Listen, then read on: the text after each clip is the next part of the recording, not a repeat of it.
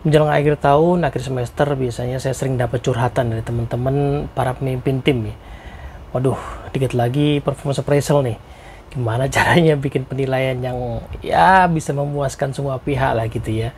Tentu aja ada orang-orang yang mungkin akan happy karena performance reviewnya bagus, tapi sebagian mungkin akan nggak happy karena berharap bagus tapi ternyata biasa aja atau bahkan jelek. Nah, sebenarnya ada beberapa cara yang bisa kita lakukan sih untuk bisa mengantisipasi kemungkinan munculnya kebaperan yang tidak perlu. Meskipun sekali lagi nggak mungkin dihindari sepenuhnya ya. Cuman apa sih sebenarnya bisa kita lakukan? Kita akan bahas di video kali ini.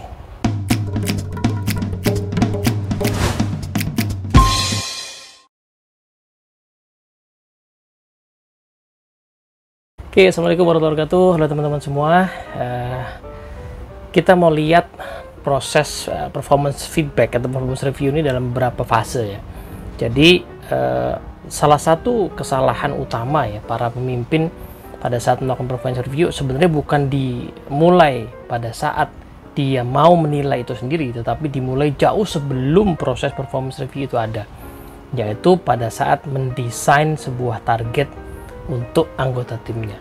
Seringkali prosesnya dimulai dari situ. Di bawah kesalahan pertama adalah mendesain target, men-setting target yang tidak clear, sehingga pada saat kita mau menilai misalnya itu ternyata nggak ada data-data yang bisa cukup objektif ya, dipakai oleh para pemimpin untuk bisa menilai anggota timnya.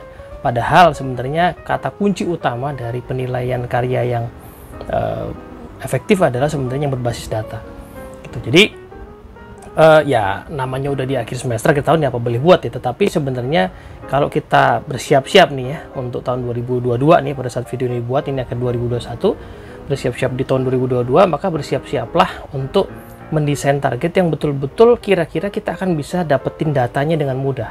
Kita bisa mengajak tim kita untuk mengukur kinerja mereka dengan mudah, bahkan bukan hanya mengukur di ujung di akhir semester, tapi bahkan sepanjang jalan mereka bisa mengukur sendiri kira-kira mereka akan achieve seperti apa. Jadi itu poin pertama ya. Jadi settinglah target dari awal yang measurable, yang punya indikator yang jelas, sehingga kita nanti akan mudah mencari datanya dan menggunakan itu sebagai dasar penilaian. Nah, tapi marilah kita kembali ke masa sekarang ya, di momen ketika memang kita sudah hampir-hampir di ujung nih, memang harus kasih penilaian karya ya, apapun target yang sudah kita set sebelumnya. Nah, ada beberapa tahapan kalau saya mengira ya. Tahapan pertama adalah tahapan persiapan. Jadi seringkali para leader tuh buru-buru langsung ya ngelihat form penilaian karya atau performance appraisal, performance review dan langsung berusaha untuk mengisi penilaian itu. Padahal sebenarnya proses sebelumnya bukan itu ya. Proses sebelumnya adalah mengumpulkan data terlebih dahulu. Apa kira-kira indikator-indikator yang cukup objektif yang bisa dilihat bersama-sama, tidak hanya kita sebagai pemimpin tapi juga anggota tim yang dinilai, sehingga kita bisa mengatakan bahwa kinerja ini sebenarnya baik, buruk, atau sangat baik gitu, ya kan? Nah, data-datanya dari mana? Sebenarnya macam-macam. Ya. Pertama ya kita tentu saja bisa mengumpulkan dari hasil pekerjaannya. Kalau pekerjaannya berupa sesuatu yang tangible ya, apakah sebuah desain misalnya gitu ya, atau sebuah pencapaian yang ada angkanya, ada numbersnya, atau ada sebuah survei yang membuktikan hal itu misalnya. Nah, itu bisa dilihat dari hasilnya. Tapi tidak cuma itu. Kita bisa melihat sebenarnya lewat cara tim kita mengerjakan tugasnya juga. Karena kadang-kadang ada sebuah target yang mungkin sampai akhir semester memang hasilnya tidak akan terlalu signifikan. Ya, sudah diperkirakan demikian karena mungkin ini sebuah target yang jangka panjang. Tetapi pertanyaannya, apakah di semester itu dia sudah cukup baik apa tidak? Nah, itu kan mungkin nggak langsung dilihat dari hasilnya, tetapi kita bisa mempertimbangkan proses dia mengerjakan. Nah, apa bukti-bukti proses itu? Bukti-bukti prosesnya misalnya adalah kita bisa melihat progres dia mengerjakan dari laporan-laporan yang dia kerjakan, laporan-laporan dia buat ya, progress update yang dia buat secara teratur kepada kita, kepada tim. Itu kita kumpulin dulu.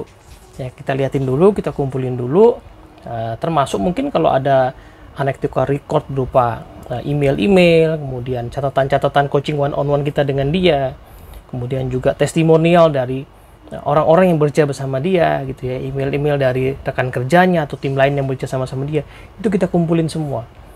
Memang itu tidak serta-merta membuat kita mudah untuk langsung kasih judgement, oke nilainya sekian, tetapi itu akan mempermudah kita untuk menilai bagaimana seluruh indikator tadi bisa kita judgment, kemudian kita dudukkan di dalam ranking penilaian gitu. Nah, biasanya company yang sudah cukup mature akan punya tuh ya ranking penilaian. Misalnya penilaian yang standar tuh apa sih? B misalnya, baik ya, atau good performance. Itu biasanya sudah ada definisinya. Definisi itu kan selalu akan cukup masih agak abstrak ya. Nah, tapi tidak terlalu abstrak sebenarnya kalau kita punya data-data tadi. Ya, misalnya dalam banyak organisasi tentu saja misalnya punya standar kinerja yang baik itu pertama adalah mencapai target yang ditetapkan, on time ya, on time, on spec, on budget misalnya seperti itu. Nah, itu kan gampang nilainya kalau memang kita punya tuh seluruh data tadi. On time nggak? Kelihatan dari data-datanya kan, dia on time nggak? On spec nggak? Kelihatan dari hasil pekerjaannya. On budget kelihatan juga dari progress reportnya. Nah, kalau kita nggak semuanya, nggak kumpulin dulu semua data tadi, tentu saja ini susah. Ya kan, susah untuk memberikan judgment on time, on spec, on budget tadi misalnya seperti itu. Nah, itu yang pertama ya. Jadi kumpulkan data dulu, alih-alih kita langsung memberikan penilaian. Nah, ini agak challenging kalau misalnya memang data-datanya itu data-data yang sifatnya kualitatif ya. Jadi, let's say ada sebuah pekerjaan yang memang punya unsur-unsur kualitatif sangat besar ya, pekerjaan yang berhubungan dengan pelayanan ya, atau pelayanan, bahkan pelayanan yang sangat spesifik ya, orang-orang yang menangani preferred customer gitu ya, pelanggan-pelanggan kelas tertentu ya, platinum klien misalnya. Itu kan kadang-kadang unsur-unsurnya sangat kualitatif dan tidak mudah juga untuk didapatkan. Nah, justru karena itulah data-data menjadi sangat penting untuk kita usahakan, teman-teman. Jadi diusahakan dulu didapetin, entah feedback itu dari klien-klien tadi misalnya yang menangani, atau feedback dari rekan-rekan kerja yang berhubungan dengan tim kita. Misalnya tim kita kebetulan orang-orangnya jarang berinteraksi langsung dengan kita sebenarnya sehari-hari, jauh lebih sering mereka ada di project bersama dengan orang-orang lain. Ya, dapatkanlah feedback dari mereka dulu ya, termasuk feedback yang sifatnya observasi mereka terhadap cara tim kita bekerja. Gitu. Itu yang bagian pertama. Jadi pengumpulan data itu sangat krusial untuk akhirnya mempermudah kita dalam memberikan judgment. Nah, poin yang kedua adalah seringkali pada saat kita sudah mengumpulkan semua datanya, kemudian kita mau memberikan penilaian, kita lebih fokus kepada orang-orang yang memang kita anggap kurang lah nilainya, sehingga wah kita mau siapin nih ya judgementnya apa sehingga kita mau mengatakan bahwa dia kurang. Nah, padahal sebenarnya kita harus memberikan waktu yang sama antara orang yang kurang kinerjanya dengan orang yang baik kinerjanya. Mengapa demikian? Oke, orang yang kurang kinerjanya memang perlu kita berikan perhatian supaya dia paham room for improvement-nya sehingga dia bisa melakukan perbaikan. Jadi pasti ada proses coaching yang intens untuk sisi improvement-nya. Itu valid. Tapi di sisi lain, orang-orang yang baik atau bahkan sangat baik kinerjanya itu perlu kita berikan waktu yang sama, tidak hanya kita mengatakan oke nilainya baik udah selesai. Karena bisa jadi ada orang-orang yang nilainya bagus dan dia sangat potensial, dan kita tahu bahwa akan sangat baik kalau dia kemudian bisa berkembang. Nilainya yang baik itu bisa dilihat oleh tim human capital atau atasan kita lagi ya, sehingga dia berpotensi misalnya dipromosi. Nah, ini kan harus kita pikirin bagaimana seluruh evidence itu mendukung untuk kita memberikan nilai yang sangat baik tadi dan membuat dia mudah kelihatan. Ada memang pekerjaan tertentu yang kinerja itu sangat mudah kelihatan, tetapi sangat banyak juga pekerjaan yang sifatnya di belakang layar, sehingga mungkin misalnya ada kesempatan promosi, belum tentu para atasan itu kemudian yang punya wewenang ya untuk mempromosi itu kemudian bisa melihat potensi-potensi orang-orang yang di belakang layar tadi. Nah, kita siapin tuh data-data tadi ya, kemudian supaya justifikasi untuk kita bisa memberikan nilai yang baik itu jadi sangat kuat gitu. Nah, fungsi-fungsi support ini yang sangat rentan ya. Kalau misalnya kita kebetulan misalnya di sebuah organisasi kita pakai bell curve gitu ya, penilaian karya yang pakai kurva normal. Nah, itu kan nuansa judgment-nya tentu saja sangat kental, dan seringkali kemudian ada proses balancing ya, di level-level yang lebih tinggi lagi. Kita sudah memberikan penilaian, tapi kan ada proses balancing di level lebih tinggi lagi. Nah, kalau kita nggak punya data yang strong ya, kita nggak punya cukup pijakan untuk berjuang, tanda kutip ya, memperjuangkan kinerja tim kita yang sangat baik tadi. Bisa jadi dia tidak kelihatan menonjol dan mungkin akan terpaksa ditengahkan, padahal mungkin dia sebenarnya sangat baik gitu. Nah, jadi alokasikan ya waktu yang sama ya untuk memberikan penilaian, mencari data, memberikan judgement atas dua kelompok orang ini ya, nilainya kurang memang untuk improvement dan nilainya bagus atau sangat bagus untuk supaya dia punya kesempatan mendapatkan yang layak untuk didapatkan. Nah, yang berikutnya adalah hati-hati untuk memberikan penilaian hanya berdasarkan feeling atau perasaan ya. Jadi seringkali kita itu memberikan penilaian based on rasa-rasanya. Ya, itu terjadi sebenarnya karena kita punya bias ya. Jadi manusia memang punya kecenderungan untuk menilai sesuatu berdasarkan persepsi kita, prasangka kita, ya, prejudice yang kita miliki. Nah, sebenarnya bagian awal pada saat kita mengumpulkan data tadi udah sangat membantu. Tapi kan data itu pasti perlu dibaca, ya. Data itu perlu dirangkai, data itu perlu dirasain, yang dirasakan. Ini kira-kira masuk ke golongan yang mana? Nah, maka siapkan waktu ya, siapkan waktu momentum di mana kita bisa berpikir sangat jernih untuk membaca seluruh data tadi, merasakan seluruh data tadi. Bahkan kalau perlu kita minta pada tim kita, tolong kasih saya data evidence yang mungkin saya nggak lihat, yang akan bisa mendukung saya menilai dengan lebih baik. Nah, kenapa demikian? Karena ya data itu selalu bisa diperdebatkan, diargumenkan gitu kan. Jadi saya kasih contoh sederhana ya, ada sebuah tim misalnya diberi satu project yang tahun ini di awal tahun ya targetnya adalah project itu sampai pada tahapan jadi delivered. Ya kan, memang tahapan berikutnya adalah project yang delivered tadi bisa menghasilkan revenue, tapi itu belum menjadi target tahun ini, masih target yang next year gitu ya.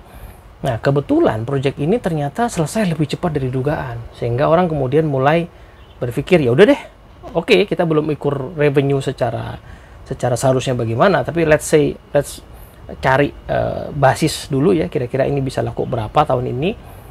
Jadi lanjutin aja, setelah jadi lanjutin aja, lihat revenue-nya. Nah, di akhir tahun belum tentu signifikan, tapi kemudian ternyata pas penilaian karya ya, kemudian diajak ngobrol nih timnya, kamu gimana nih kok hasil cuma sekian gitu. Nah, tim kemudian bisa berargumen dong, iya betul, sampai akhir tahun memang hasilnya belum signifikan. Tetapi kalau kita lihat pada target awal tahun, kan memang tahun ini targetnya sampai delivered, kita belum bicara revenue. Karena resources yang dibutuhkan untuk mencari revenue tentu berbeda, nggak cukup dengan apa yang diberikan sekarang. Jadi kalau kita hanya bicara pencapaian delivered tahun ini sudah delivered, harusnya sudah oke, ya kan. Nah, pada saat kita mulai cari revenue dari produk ini ya itu bonus ya sebenarnya tahun ini. Jadi sebenarnya justru dia bukan hanya sudah achieve tetapi above ya daripada yang seharusnya. Nah, ini kan tentu saja bisa diperdebatkan ya kan. Tapi intinya adalah kita menghindari ya possibility kemungkinan bahwa kita menilai based on gut atau feeling kita. Maka setelah kita kumpulkan data, kita juga bisa meminta tim kita untuk mengumpulkan data. Nah, lalu carilah momen yang tenang untuk mempertimbangkan seluruh data tadi. Kesampingkan dulu segala prasangka-prasangka kita. Hindari efek yang disebut sebagai recency effect atau juga primary effect. Recency effect adalah efek bias yang muncul akan kejadian yang akhir-akhir ini kejadian, gitu ya. Jadi anggota tim yang aslinya sebenarnya oke, ya, menjelang penilaian karya melakukan sebuah kesalahan, lalu kita judge dia based on kesalahan itu untuk seluruh kinerjanya. Itu yang namanya recency effect atau efek dari kejadian yang paling baru atau terakhir. Nah, kebalikannya ya, ada satu kejadian anggota tim itu diberikan sebuah kepercayaan, dia sangat bagus gitu ya. Lalu kemudian selanjutnya kita nggak mau lihat lagi. Jadi nggak mau lihat lagi di seperti apa, karena yang pertama sudah bagus, kita anggap seluruhnya bagus. So dua-duanya ini sebenarnya bias yang sangat berbahaya dalam penilaian karya atau appraisal. Jadi hati-hati dengan semua itu, maka kumpulkan datanya, baca secara hati-hati, secara tenang. Nah, lalu berikan judgement, baru evaluasi secara tenang, mempertimbangkan seluruh argumen tadi. Tenang saja, tidak ada judgement yang betul-betul akan akurat, tetapi setidaknya dengan mengumpulkan semua data dan mempertimbangkan dengan jernih, kita akan bisa melihat, oh ya sebenarnya si A, si B, si C ini letaknya di ranking yang sebelah mana, itu dengan lebih baik lah setidaknya seperti itu. Dan terakhir ya tetap saja ya, pada saat kita sudah melakukan seluruh proses tadi, dan kenyataannya di organisasi kita tetap ada bell curve itu ya, sistem kurva normal, maka otomatis pasti akan ada orang-orang yang tidak puas karena mungkin ya anggaplah dia sudah oke di tempat kita ya, tetapi sebenarnya di compare dengan orang-orang lain di tim lain, bisa jadi dia ya masuk golongan yang biasa-biasa aja gitu, sehingga nggak mendapatkan ya kalau ada dampaknya ke bonus misalnya seperti yang diharapkan. Nah, itu nggak mungkin dihindari, itu pasti kejadian. Dan so far ya ini metode yang masih banyak dipakai di banyak organisasi, dan ada justifikasi untuk menggunakan hal ini. Justru kurva normal itu kan ada karena menghindari adanya bias yang terlalu lebar sebenarnya, ya kan? Jadi kenapa ada proses balancing akhirnya? Nah, itu karena diasumsikan ya kalau tidak ada itu, ya orang bisa memberikan nilai semau dia sesuai dengan kemauan dia. Maka balik ke zaman sekolah tuh ada istilah dosen yang pelit nilai, murah nilai gitu kan. Itu sesuatu yang tentu saja ya berbahaya juga, makanya diantisipasi dengan sistem bell curve tadi, yang tidak ada yang sempurna, tetapi ya itu hal yang mungkin dipakai dalam rangka mengantisipasi hal-hal yang lebih buruk misalnya seperti itu. Nah, karena itu sebenarnya proses performance review itu selayaknya bukan hanya proses tentang nilai yang berdampak kepada bonus dan sebagainya kalau ada, tetapi sebenarnya performance review adalah proses yang memang tujuannya untuk mengapresiasi, menselebrasi, ya, menguatkan perilaku-perilaku baik yang bisa dipertahankan selanjutnya, sudah dimunculkan selama ini, dan untuk memperbaiki hal-hal yang memang masih kurang. Jadi benefit pertama dari proses performance review adalah timbulnya kesadaran akan apa hal-hal yang baik yang bisa saya lanjutkan, dan juga timbulnya kesadaran akan apa hal-hal yang kurang yang perlu saya perbaiki atau saya tingkatkan, atau mungkin bukan kurang tetapi potensi lebih lanjut ya, pengembangan lebih lanjut yang memang bisa saya kembangkan. Nah, itulah esensi yang sesungguhnya dari performance review ya. Nah, karena menjadi tidak relevan ya kalau kita hanya bicara performance review in term of bonus misalnya ya. Bagaimana dengan keadaan ketika organisasi sedang tidak bisa kasih bonus? Ya kan, misalnya mungkin banyak organisasi di tahun 2020 ya, ketika pandemi survival mode ya, jadi bisa tetap bayar gaji aja oke. Apakah kemudian karena kita nggak bisa kasih bonus lalu performance review jadi tidak penting? Kan nggak seperti itu juga, ya kan? Jadi esensi yang mesti dibangun adalah performance review itu sesuatu yang tujuannya untuk menimbulkan kesadaran ya akan apa yang sudah baik bisa dipertahankan, apa yang bisa ditingkatkan lebih lanjut. Itu yang paling utama, sehingga dialognya adalah dialog tentang pertumbuhan gitu. Nah, ada sebagian kondisi di mana itu kemudian dapat bonus ya, berupa bonus. Ada yang seperti itu, tapi kalaupun tidak ya sebenarnya memang bukan itu esensi utamanya. Nah, di titik inilah dialog bersama tim kita sepanjang tahun itu menjadi penting. Salah satu dialog yang saya seringkali sarankan ya pada para pemimpin adalah dialog soal rezeki ya. Ya kan. Jadi kenyataannya gaji, insentif kita, kemudian bonus kita itu kan hal-hal yang tidak sepenuhnya ada dalam kendali kita. Saya katakan tidak sepenuhnya. Ada yang di dalam kendali kita. Apa tuh? Kinerja yang baik. Itu dalam kendali kita. Tetapi besaran gaji kita berapa, besaran insentif kita berapa, itu kan policy company. Besaran bonus kita itu kan policy company. Jadi memang sangat berpotensi mengecewakan kalau kita mengandaikan sesuatu yang tidak sepenuhnya di kendali kita, seolah-olah itu dalam kendali kita gitu. Ya kan? Sangat mungkin itu mengecewakan. Karena itu supaya tidak kecewa ya mengandaikannya yang proper saja gitu. Saya sudah kasih kinerja yang terbaik belum? Belum. Ya udah terima aja apapun yang didapat, ya kan? Saya sudah kasih kinerja yang terbaik belum?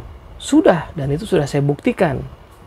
Oke, itu yang ada di dalam kendali saya. Apakah pasti dapat bonus yang bagus? Bisa ya, bisa tidak, karena dapat bonusnya sendiri tidak sepenuhnya dalam kendali saya. Yang dalam kendali saya adalah kinerja saya sendiri.